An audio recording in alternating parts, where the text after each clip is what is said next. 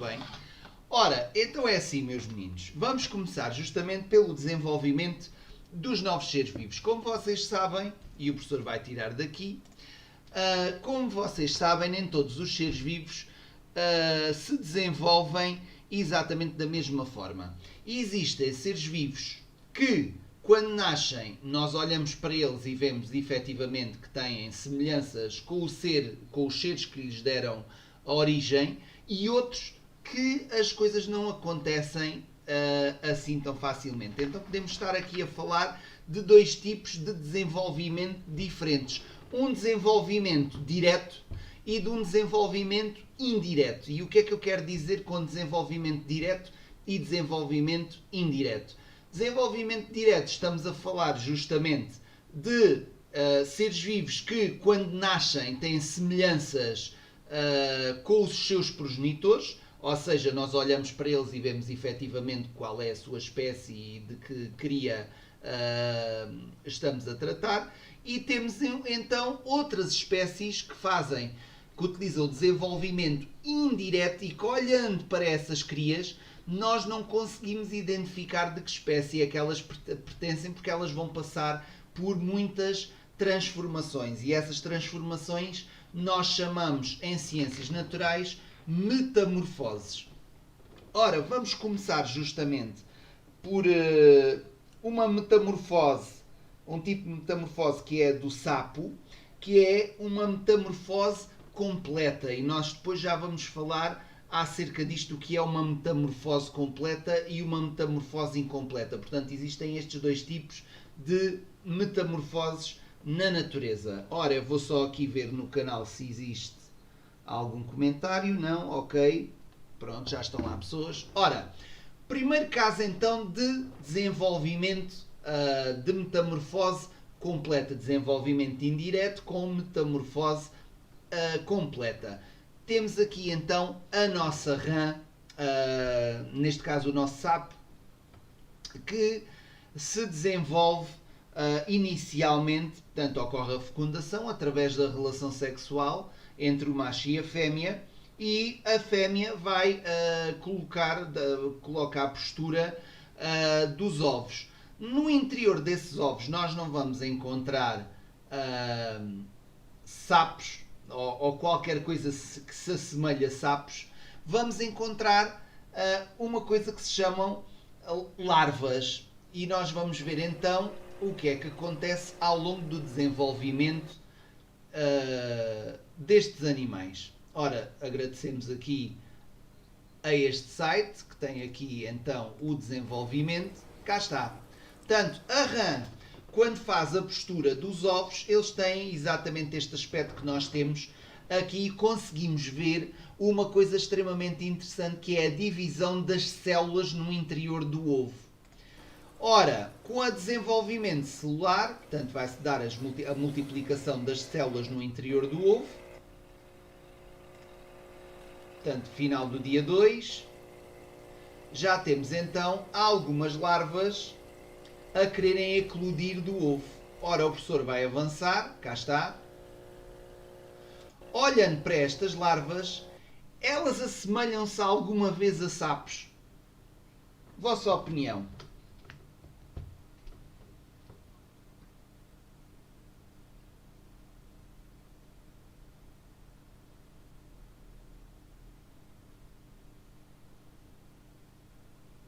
O que é que vocês acham em relação a isso?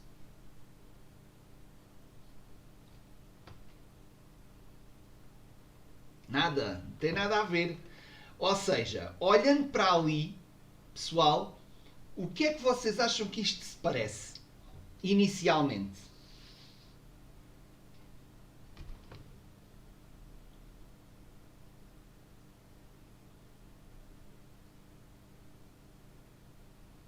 Parece com o quê?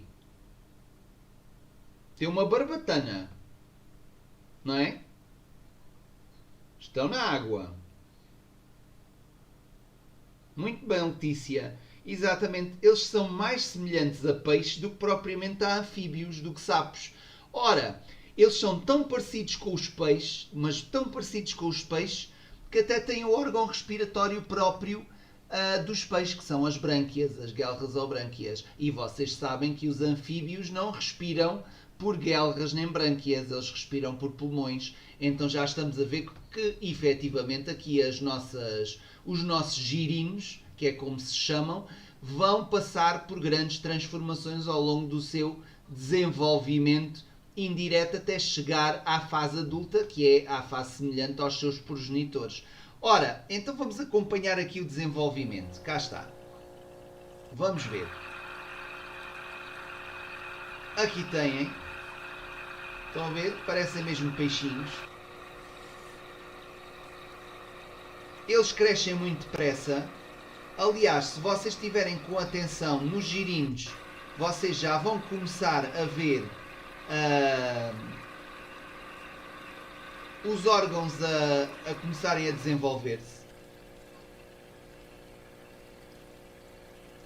As guelras já começaram a ficar escondidas, portanto elas vêm-se ali perfeitamente ao início. Estão a ver aquelas, parecem guelras que aqui, parecem patas que eles têm aqui, ou barbatanas, mas não são, são as guelras. A partir de um determinado ponto as guelras escondem-se, elas desaparecem, estão a ver? Já não se vêem. E com o desenvolvimento, à medida que eles se vão desenvolvendo, vocês conseguem ver os órgãos a serem formados dos sapos. Vão ver os membros posteriores e superiores a serem formados, comem muito, já estão a reparar nisso também, bastante. Comem mesmo muito. Reparem, já não tem nada a ver com o seu aspecto inicial. O professor vai avançando agora para vocês irem ver. Reparem aqui, já se consegue ver os membros superiores e inferiores, já estão em desenvolvimento também. Ora, estão a ver aqui, já aqui atrás, já se consegue distinguir perfeitamente. Ora, aqui bastante definido. Já estamos no final do seu desenvolvimento. E chegam ao fim. E temos aqui a fase final da sua transformação, que já se parece com o quê? Com os seus progenitores, ou seja, com um sapo.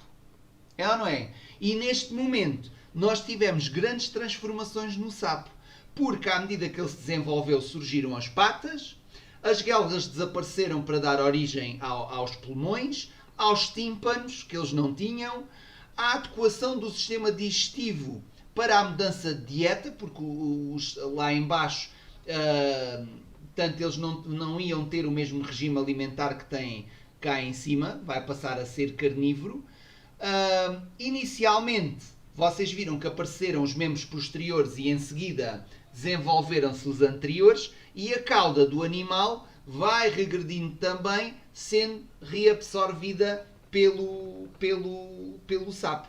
E então temos aqui um exemplo de uma metamorfose completa num anfíbio. Portanto, todo o processo de transformação que vai desde a fecundação aos ovos, larvas, fase de girino e rã juvenil até que chega à rã adulta. Portanto, esta rã que aqui está não é a rã adulta, mas é a rã juvenil. Portanto, ainda se vai desenvolver mais um pouco, mas já temos aqui uma rã bastante semelhante com a rã adulta, aquela que lhe deu origem.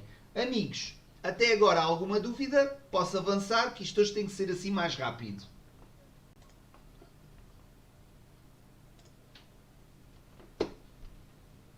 Ora, outro exemplo que nós temos então de desenvolvimento,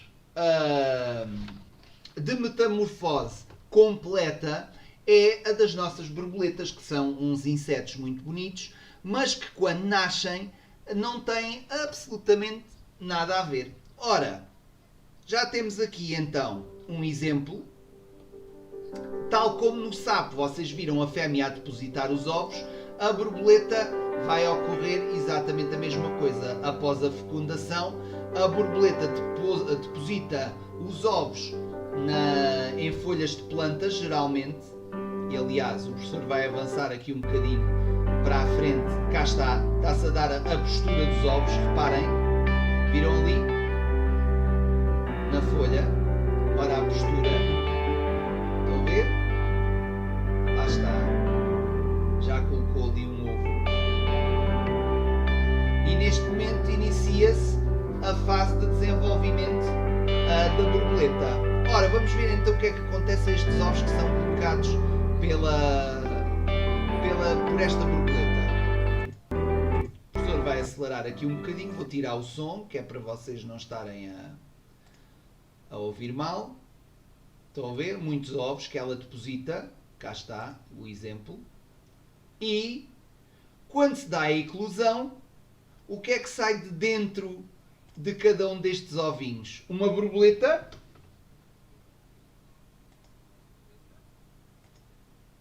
Ou é uma coisa um bocadinho diferente da borboleta?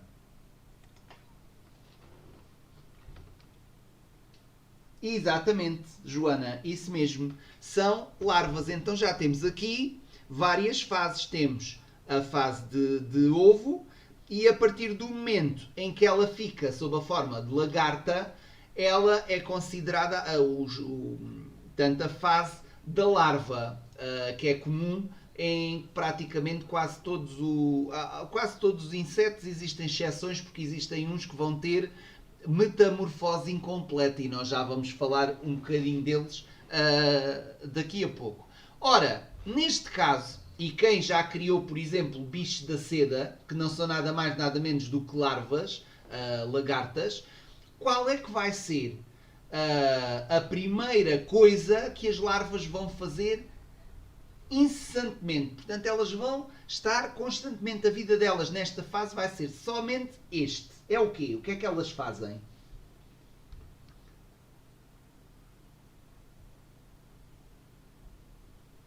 O que é que nós temos que estar constantemente a dar-lhes? Exatamente, Joana. Comer. Elas vão comer que nem umas desalmadas. Portanto, elas comem, até chegar a... Vão crescendo. Elas crescem extremamente... é muito rápido. Cá está. Temos aqui a eclosão de uma delas. Elas vão comer, vão crescer, desenvolver, até que chega a uma altura que a lagarta já está bastante crescida e começa a construir aquilo que nós chamamos uma crisálida. Muita gente chama o casulo. Ora, não sei se vocês conseguem ver aqui bem. Pronto. A lagarta vai então fechar-se na sua crisálida e fica lá durante alguns dias. E o que é que ela, ao longo do tempo que ela está encerrada dentro deste casulo, o que é que ela não vai fazer? O que é que ela não pode fazer durante o tempo em que está encerrada dentro da sua pupa?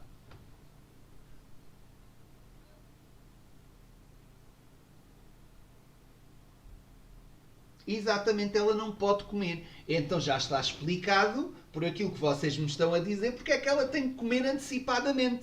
Ela come muito porque ela tem que assegurar que tem a energia suficiente para quando se fecha na pupa, ou seja, no casulo, ela tem a energia necessária para todas as transformações que vão ocorrer dentro desse mesmo casulo. E não vão ser poucas essas transformações. Então, meninos, agora o professor pergunta, a ti se ela não comer o suficiente, o que é que lhe pode acontecer?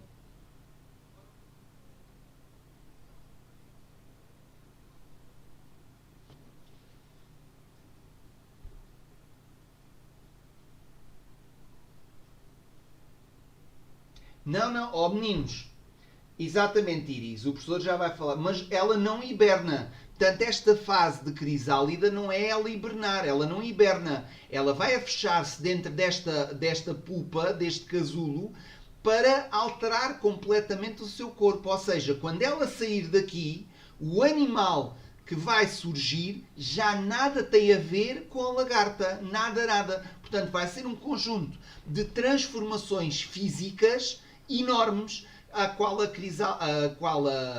a larva se vai submeter durante este processo. Portanto, é por isso que ela tem que comer antecipadamente, não é para hibernar, é para ter a energia suficiente para todas estas transformações. E como a Iris disse muito bem, se ela não tiver a energia necessária para essas transformações, morre.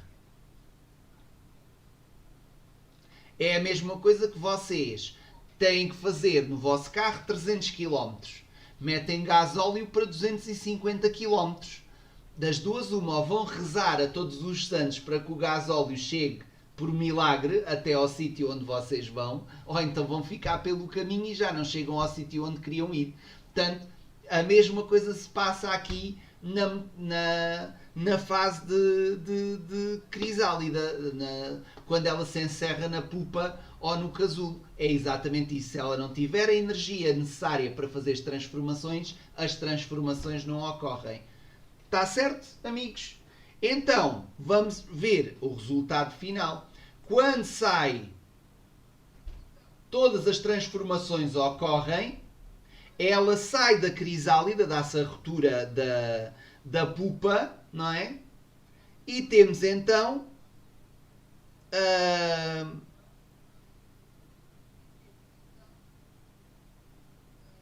aqui, após algumas semanas, a borboleta na sua fase adulta. Portanto, já passou pelas 4 fases de desenvolvimento, que são elas então. Temos portanto, o ovo, temos a lagarta, que é a larva, temos depois crisálida e inseto adulto. São estas as 4 fases de desenvolvimento da metamorfose completa. Portanto, vai desde a larva, encerra-se num casulo, não é? Portanto, ovo, larva, crisálida, encerra-se no interior da pupa ou do casulo, dá-se todas estas transformações sem ela comer e chega então à fase adulta. Ora, neste caso, nós temos que falar também na metamorfose incompleta. E a metamorfose incompleta difere da metamorfose completa numa única característica. É que todos os seres vivos que passam por metamorfose incompleta, eles nunca deixam de comer, tal como acontece na borboleta. Ou seja,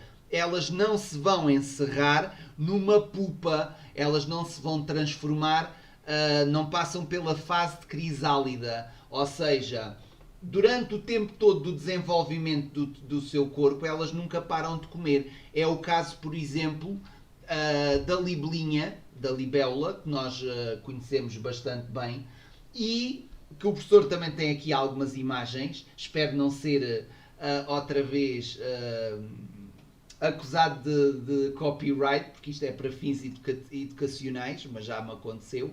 Então, o que é que nós temos aqui?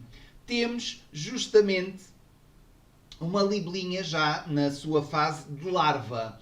Então o que é que acontece? A libelinha coloca os seus ovos, os seres vivos, tanto as suas crias, saem, passam pela fase de larva, e quando chegam à fase de larva, qual é a diferença então em relação à borboleta?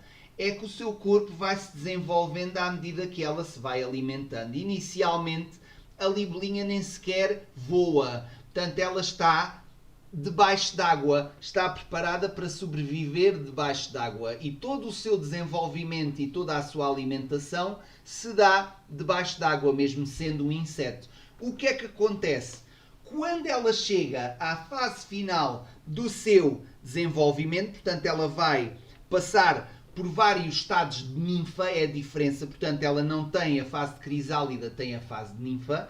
E ao longo das várias fases de ninfa que ela vai tendo várias alterações, até que chega à fase final. E quando chega à fase final de ninfa, ela sai da água para o solo e vai-se dar isto que vocês vão ver. Aviso. para os elementos mais suscetíveis, que não é uma coisa muito agradável de ver para quem tem nojo de insetos. Pronto. Ora, temos aqui então a nossa larva da libelinha. Aliás, parece com uma libelinha, mais uma vez.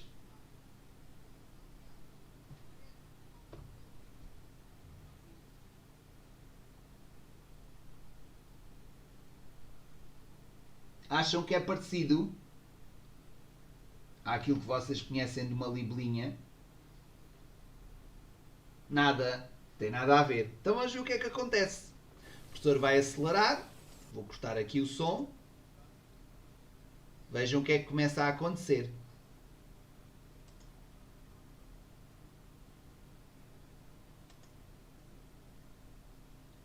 Reparem bem. Ela está ali a ficar um bocadinho paralisada. E a partir deste momento vai começar a sua grande transformação.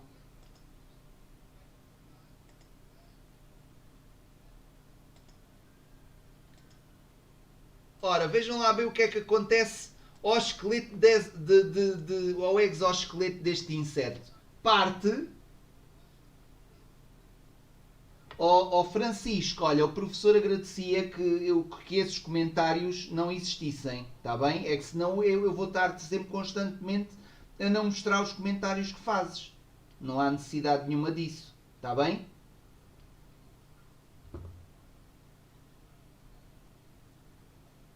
Bem, então, reparem que o exoesqueleto deste inseto começa a quebrar. E o que é que começa a sair do seu interior?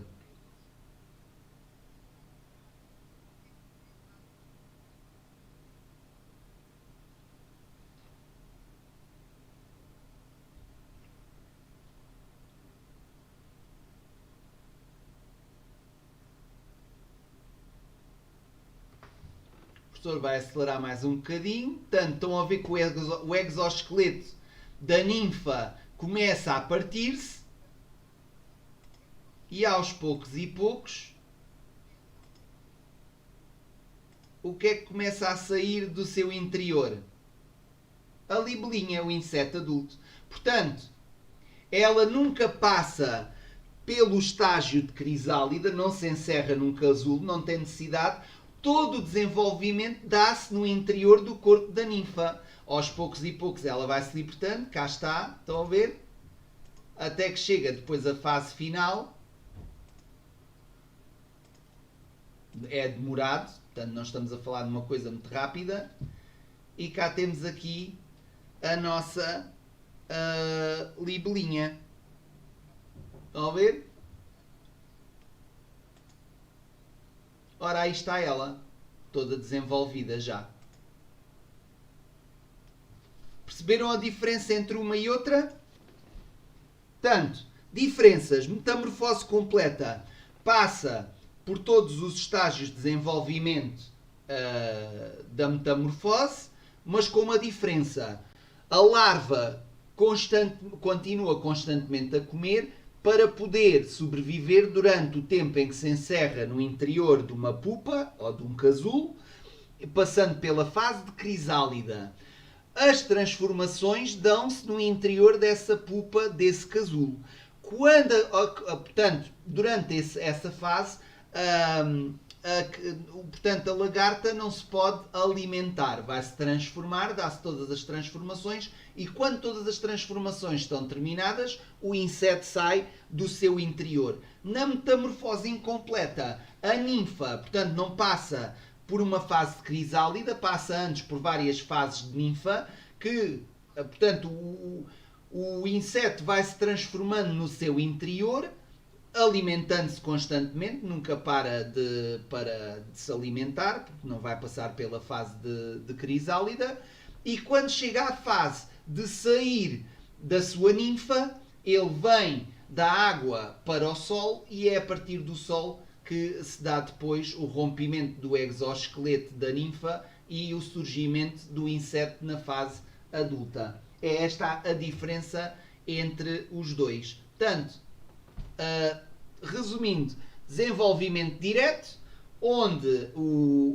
as crias são semelhantes aos progenitores quando nascem, não têm necessidade de passar por mais nenhuma transformação a não ser o crescimento do seu corpo até chegar à fase adulta, tal e qual como acontece com os seres humanos.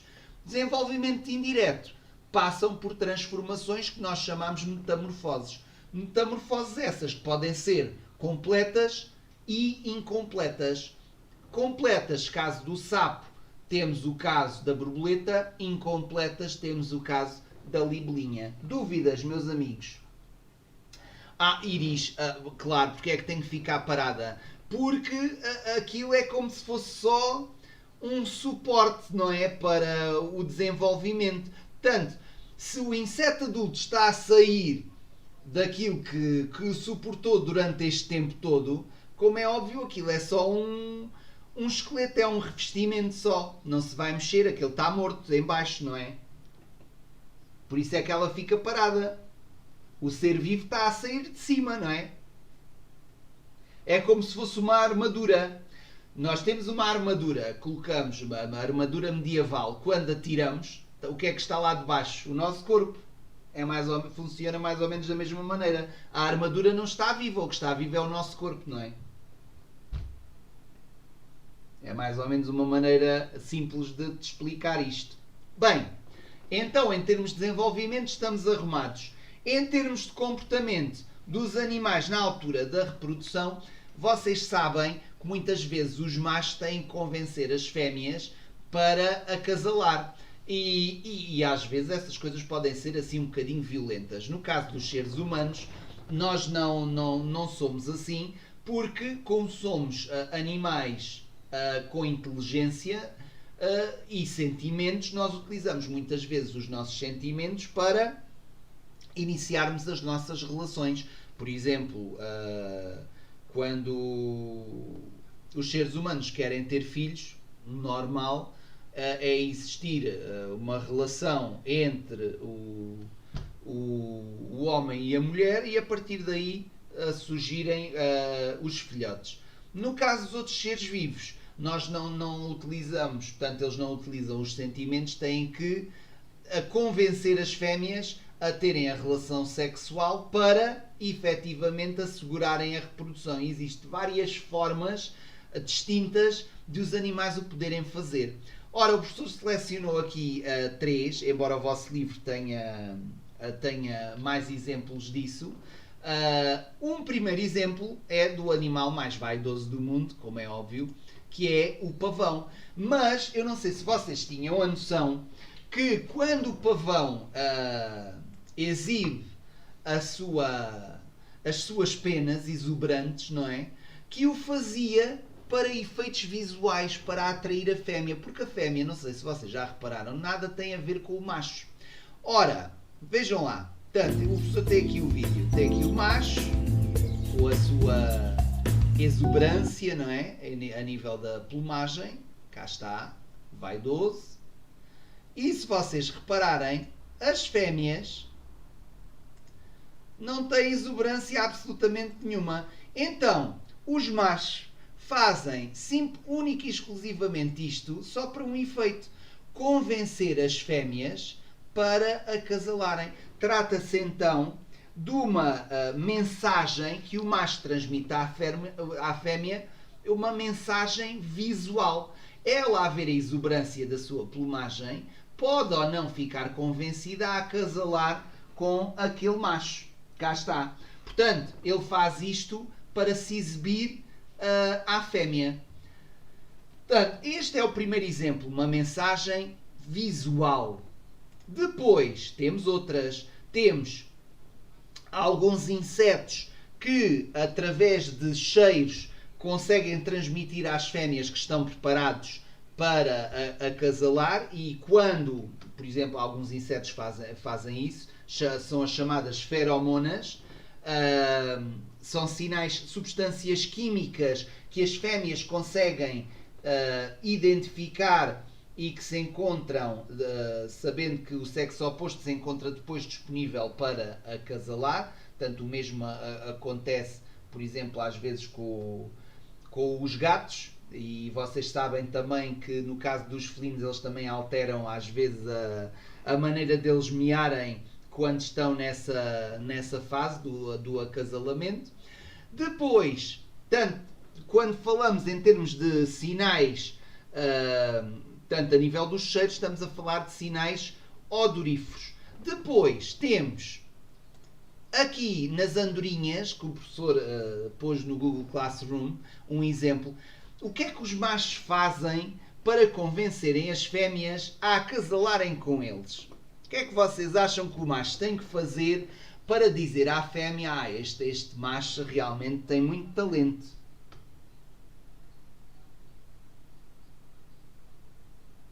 O que é que vocês acham que as andorinhas podem fazer para convencer as fêmeas?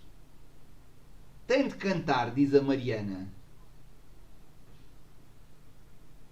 Eu acho que é mais simples do que isso, Mariana. Pois, exato. Toda a gente diz cantar. Então eu vou-vos mostrar o que é que o macho faz para convencer a fêmea a acasalar com ele. Vejam lá.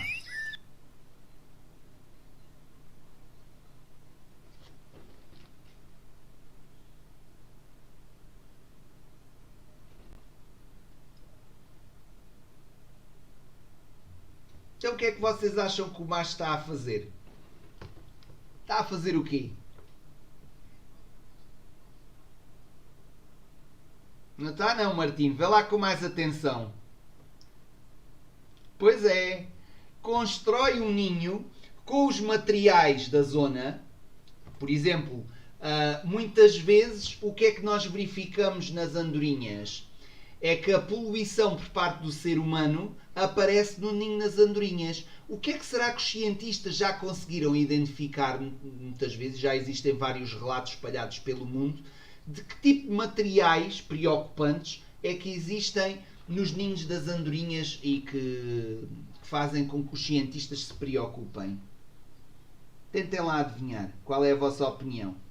Já que ele vai buscar materiais terrestres, e se o homem anda a ocupar a maior parte dos habitats naturais destes seres vivos, que materiais é que podem aparecer aqui no ninho que preocupem os cientistas? Exatamente.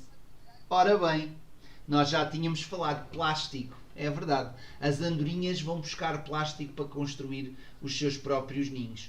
Por acaso, eu fico tranquilo, porque já verifiquei nos ninhos que estavam na minha casa, os dois que lá tenho, nenhum deles apresenta plástico. Mas lá está, à vista desarmada, porque muitas vezes o microplástico é aquele que nos preocupa, que é aquele que não é visível e só é observável ao microscópio. Pronto. Aparentemente não tem, mas pode ter. Ora, então já temos aqui a estratégia da andorinha para cativar a fêmea ao seu a acasalar com ele. Portanto, construir um ninho com os melhores materiais possíveis, de forma a que a fêmea veja, e sim senhora, aqui está um sítio giro para eu poder colocar os meus ovos. E a fêmea vai lá e dá-se a reprodução, a fecundação e a postura dos ovos. E é lá que ela depois vai passar grande parte do seu desenvolvimento. Ora, tenho mais coisas para vos mostrar, ainda não acabei. Depois temos aqui os sinais sonoros que também podem ser enviados pelos machos às fêmeas para poderem acasalar. Mais uma vez, o professor escolheu aqui a rã, porque a rã altera no período de acasalamento o seu coachar. Portanto, deixa de ser aquele que nós identificamos e passa a ser este. Vejam bem o barulho. Eu vou-me calar agora para vocês ouvirem bem a diferença no coachar da rã quando ela está a convencer a fêmea a acasalar.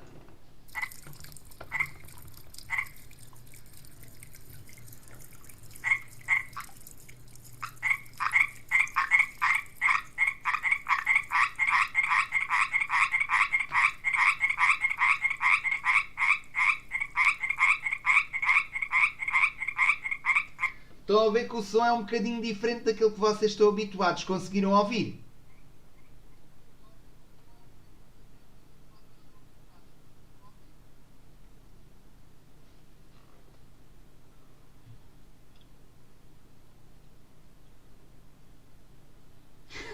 Pois é, Teresa, parece mesmo que está com soluços, é isso, deve estar. É, os soluços dele parecem acasalar, é a única pressa que ele tem neste momento. Portanto, estou a ver que a natureza realmente é perfeita nestas coisas. Depois, para finalizar, o professor escolheu uma coisa típica dos felinos.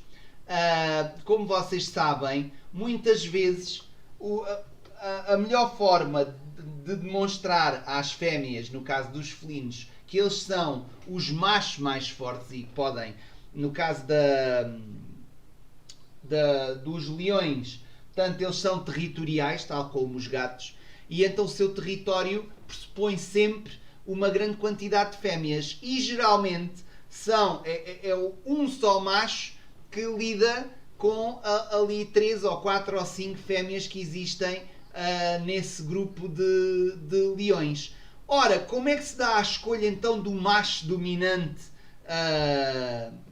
nos leões? Através de combates extremamente violentos entre os machos. Pronto. Ou seja, imaginem, 2 leões querem ter ali domínio sobre o território. Como é que eles vão ver qual é o mais forte? Vão à luta. Pronto, ele luta até ver quem é que às vezes até chegou a morrer e tudo. Vejam lá como é que é violento. Exatamente. O professor escolheu aqui um excerto para vocês verem. Vejam lá. Ora, aqui temos. Vejam a violência da coisa.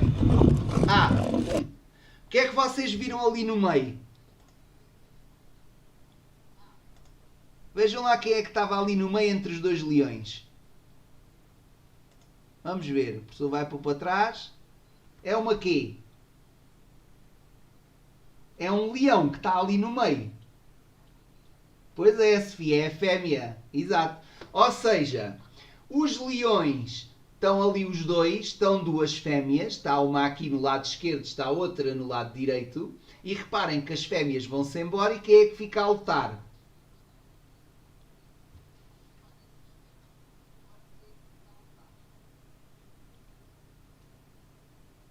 Vamos ver quem é que fica a lutar.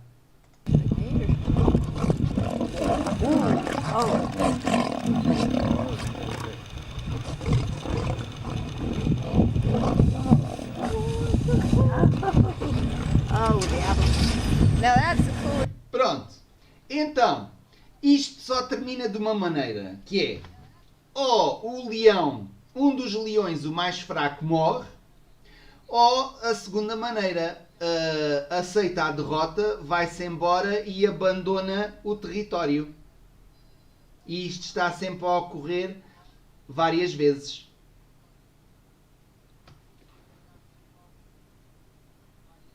E são vários animais. Por exemplo, o vosso livro fala dos hipopótamos que têm estes comportamentos tal e qual como os leões. Portanto, estamos a falar aqui de um comportamento típico. No caso, é uma demonstração de poder, uma demonstração de força às fêmeas. E as fêmeas ficam derretidas. Este é o mais forte, então é este que eu vou acasalar. É assim que eles decidem.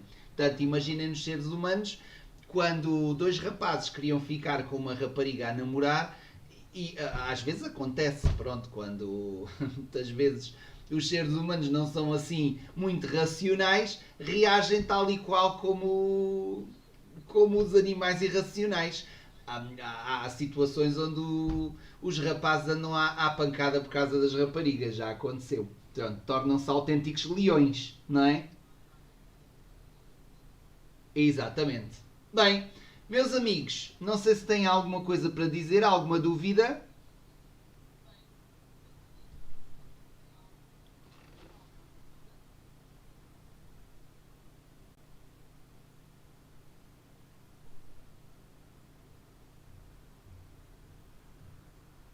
Iris, estavas a dizer sim, é dúvida ou não?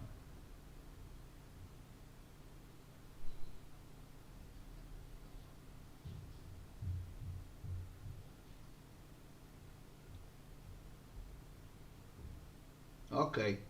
Então pronto.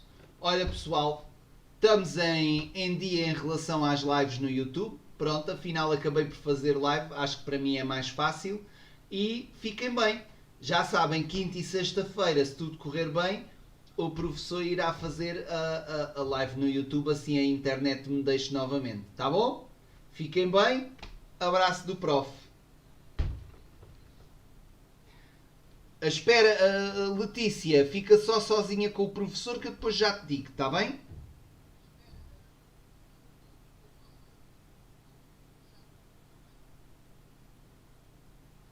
Tchau.